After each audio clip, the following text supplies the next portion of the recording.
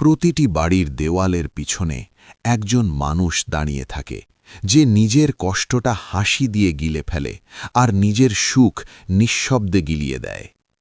আমরা তাকে বাবা বলি। বাবা শুধু খরচ চালানোর মানুষ নন, তিনি সেই পাহাড় যিনি নিজের অস্তিত্বটাই বাজি রেখে দেন, যাতে পরিবার কখনো ভেঙে না পড়ে।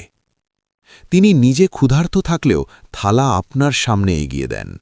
তিনি ক্লান্তি বুকে চেপে রেখে মুখে হাসি পরিয়ে নেন, মনে হয় যেন বলছেন, আমি আছি তো। কেউ কখনো বোঝে না, কিন্তু প্রতিদিন রাতে তিনি নিজের কোনো না কোনো ইচ্ছা মাটি চাপা দিয়ে ঘুমোতে যান। কখনো নতুন পোশাকের, কখনো পুরনো ব্যথার, কখনো নিজের হারিয়ে যাওয়া স্বপ্নের, কারণ তার মনে ভয় থাকে যদি তার স্বপ্নগুলো আপনার স্বপ্নের জায়গা দখল করে ফেলে।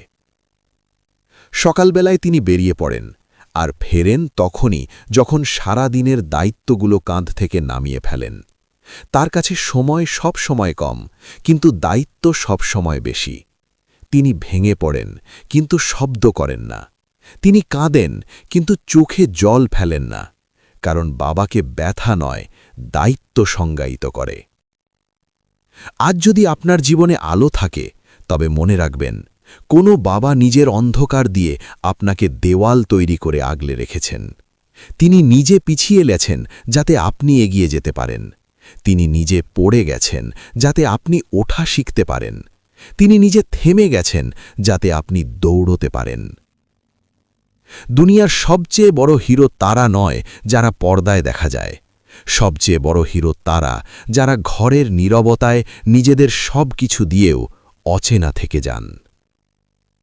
বাবা কখনো বলেন না, কিন্তু তার প্রতিটি ত্যাগ, প্রতিটি কষ্ট, প্রতিটি সমঝোতা আপনার পথটাকে সহজ করে দিতে কাজ করে। আজ আপনি শক্তিশালী হলে সম্ভবত আপনার পিছনে এমন একজন মানুষ আছেন যিনি নিজেকে হারিয়ে আপনাকে গড়ে তুলেছেন।